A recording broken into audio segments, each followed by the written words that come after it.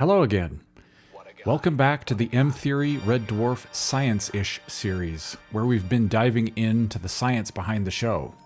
We've had some interesting discussions about how it uses time anomalies, quantum theory, and machine sentience in various episodes.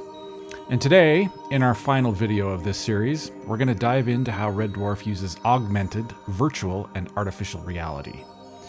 Computer-enhanced, or computer-generated, or computer-mediated plot devices underpin some of the greatest Red Dwarf episodes there are. But I think when most people talk about virtual reality in science fiction, their brains probably jump straight to the holodeck in Star Trek: The Next Generation, which is fair. But during that exact same era, Red Dwarf was quietly playing with the same ideas, maybe with smaller sets and lower budgets, but maybe with a bit more creativity, and certainly a lot more humor. And actually, neither show was the first to do this. The earliest televised example of something resembling artificial reality goes all the way back to Doctor Who in the 1970s. But this isn't about Doctor Who, it's about Red Dwarf. And once I started looking for it, I realized something. Red Dwarf doesn't just occasionally use virtual reality.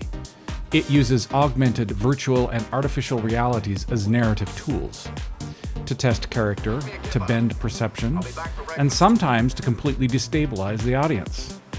So before we go further, let's get some definitions out of the way because, you know, I like definitions. Here's what we want to define. What is augmented reality? What is virtual reality? And what is artificial reality? They all sound very similar, but there are some distinctions I'd like to point out and define. Augmented reality overlays something onto the real world. You're still in the real world, but an additional layer modifies your perception. Things like heads-up displays, or the Pokemon Go mobile game, or Iron Man's helmet, or in our world, Meta's, not a sponsor, Ray-Ban, also not a sponsor, smart glasses. Well, these glasses don't provide heads-up displays on the lenses yet, but things like these are getting pretty close to wearable augmented perception. Anyway, back to our augmented reality definition. For augmented reality, the world remains intact. It's just enhanced by computer-generated overlays. All right, let's define virtual reality next. Virtual reality replaces the world visually and aurally. You're immersed in a fully synthetic environment. Sight and sound are generated, your movements are tracked, your brain is convinced, but your body remains fundamentally separate. It's responding, it's not being overridden. Now, here's where things get interesting. Artificial reality, as we're defining it, goes further. Artificial reality mediates all of your senses: sight, sound, touch, taste, and smell. And in some cases, it influences emotional and physical responses. Virtual reality responds to you. Artificial reality shapes you. And Red Dwarf uses all three of these concepts in distinct ways. Let's start with augmented reality. But for this one, remember our definition. Augmented reality overlays things onto reality, onto our reality. Justice, from Season 4, Episode 3, gives us a twist on this. It's a moral overlay. In this episode, the crew enter a prison station surrounded by a justice field. This field overlays consequences onto reality. If you punch someone, you get punched. You commit violence, you suffer the damage. The environment hasn't changed and reality hasn't been replaced, but an invisible system is modifying how cause and effect operate. Augmented reality at a moral level. And what's interesting is how it reveals character. As we know, Rimmer thrives in rules. Remember, he never even returned a library book late. But he gets sentenced to 9,000 years for willful negligence because he incorrectly sealed the drive plate that caused the Red Dwarf crew to die. And Lister, well, he resists authority, and despite petty crimes, he isn't punished. And in pure Arnold Judas Rimmer fashion, Rimmer explains the justice zone to Lister by getting him to try and burn the bed, and of course, justice is meted out. Now, let's look at sirens from Season 6. The sirens are genetically engineered life forms that can read minds and then overlay telepathic illusions directly onto reality. The world remains physically the same, but your mind is hijacked, ready for the sirens to suck it out with a straw. Now, when Starbug crashes into an asteroid and gets a stanchion stuck, Lister has to go out and free it up. And of course, he encounters a siren that presents itself as Pete Trance's sister. Fortunately, Lister doesn't get his brain sucked out through a straw. But, needless to say, 2 Listers end up back on Starbug. And which one is the real one? The who is the real Lister test culminates in the guitar scene, when the crew realize which Lister is real. It's really hilarious. But it's also a study in perception. In these 2 episodes, augmented reality isn't flashy tech, it's perception manipulation layered on top of reality. Now let's talk about virtual reality. Back to Reality is one of the cleverest episodes in the entire series. While investigating the derelict SSS Esperanto on a water moon, the crew encounter the Despair Squid. They realize why everyone on that ship had killed themselves, even the Haddocks. The Despair Squid attacks and Starbug explodes. And then we find that they've been playing the Red Dwarf, the total immersion video game, for 4 years, and they've only completed 4% of the game. We get to watch the crew try to make sense of everything. Lister is Sebastian Doyle? Rimmer is his half-brother William? Who, incidentally, has played the Pratt version of Rimmer for 4 years. The cat is Dwayne Dibley, the Duke of Dork. And Crichton is Jake Bullitt, a half-human traffic officer. Until we see that they're actually having a group hallucination brought on by the Despair Squid's ink. So that means we have a hallucination containing a virtual reality simulation inside of a television show. So we have 3 layers. And I'll admit, when I first saw this one, I completely fell for it. I seriously thought the show had just ended. You got to admit, that's some great writing. Now, technically, this isn't machine VR, but functionally, it behaves like it. It produces immersive sensory input that seems to replace the world. The next one we want to talk about is Stoke Me a Clipper. We've talked about this particular episode quite a bit in our other videos, but this one makes use of the VR studio in an intriguing way. VR is used here for both comedy and, I think, as a character laboratory. Here's what I mean. We first see Lister cheating at the VR Camelot game because, of course, why wouldn't he, in order to woo the Queen of Camelot. But later, the suite becomes a psychological mirror for Rimmer. Ace tries to show Rimmer that he can become more as they use the VR suite to train. Lister uses the suite to help Rimmer realize he can actually become Ace. Virtual reality here isn't just escapism, it becomes, to put it metaphysically, a catalyst for possibility. And then, in Beyond a Joke, we get Pride and Prejudice world, with Crichton sneaking in with a World War II T-72 tank to make his point clear about the dinner situation. A side note, I found out, this tank was actually a T-55 tank, and it ended up being the same one that was used in the James Bond film GoldenEye. And then in this episode, of course, we have Curry World. The Currys end up being much more spice than the crew can handle, although Mrs. Bennet and her daughters don't seem to have any problems.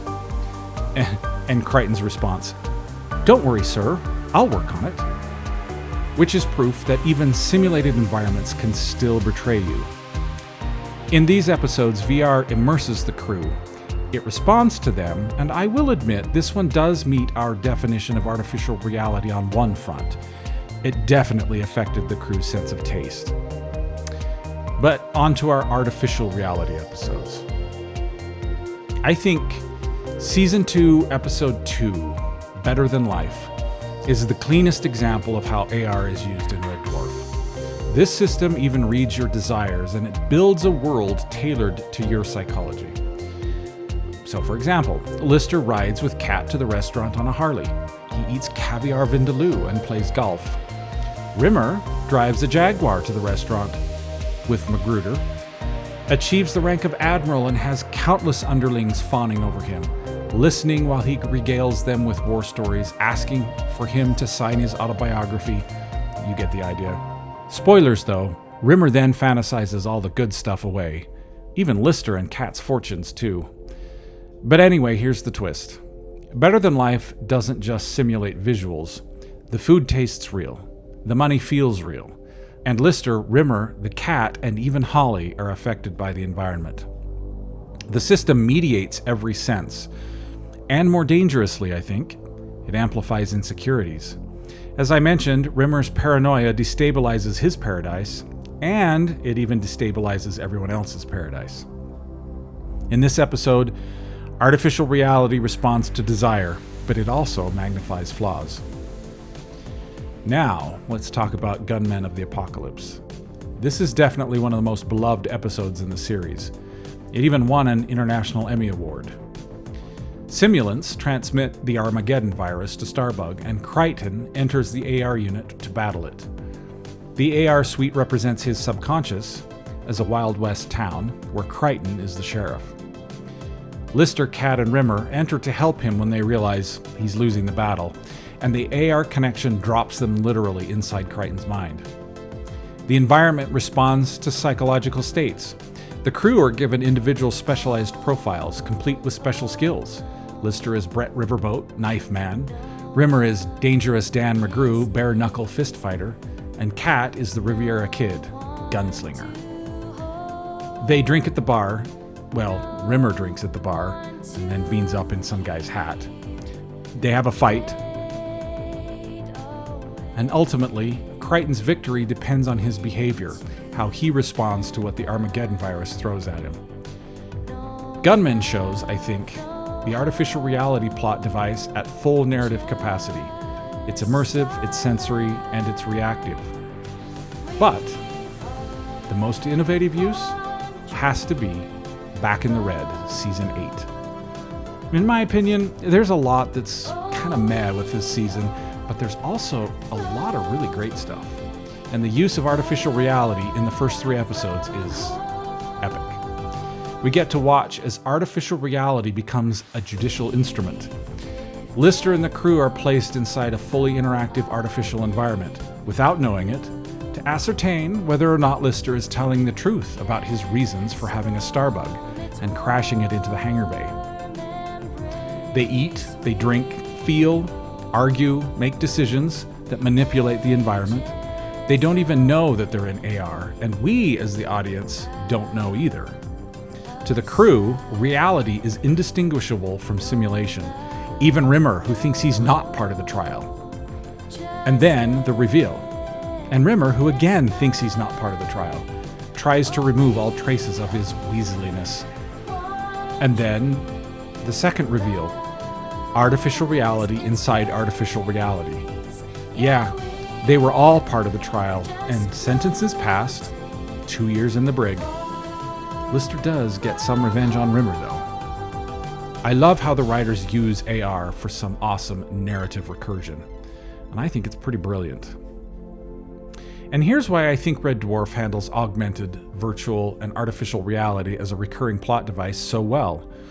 While it's sometimes a spectacle, it doesn't use reality manipulation for spectacle's sake. It uses it to test identity. Who are you when your senses lie? Who are you when consequences invert? Who are you when your desires are fulfilled without limit? Rimmer in VR is insecure, but Rimmer in VR also finds his courage. Lister uses AR for an intimate audience with the Queen of Camelot, but Lister also uses AR to help Rimmer find his courage. Crichton uses VR to encourage the crew to come to a lobster dinner, but Crichton also uses AR to destroy the Armageddon virus. AR and VR become a diagnostic tool, and the comedy becomes the delivery system. I think Grant and Naylor weren't just writing gags, they were exploring technological philosophy. They asked these questions. What is reality? What defines experience? If perception can be mediated, what happens? And what anchors identity? And somehow they did all of that in a show about the last human alive 3 million years from Earth. And in my opinion, that's why this series endures. So we've come to the end of this. This is the final installment of the Science-ish series. We've explored time, parallel universes, quantum mechanics, machine sentience, and now artificial reality. And I realize there are more episodes we could analyze and more theories we could unpack. But for now, we'll call this done. We need to get back to reality, don't we? Thanks for exploring the science-ish elements found in Red Dwarf. Until next time, if you've liked this series, like the video and subscribe to the channel. I'll be making more of these kinds of videos that explore the science fiction that I've written music about. So for now, so long, and thanks for all the fish.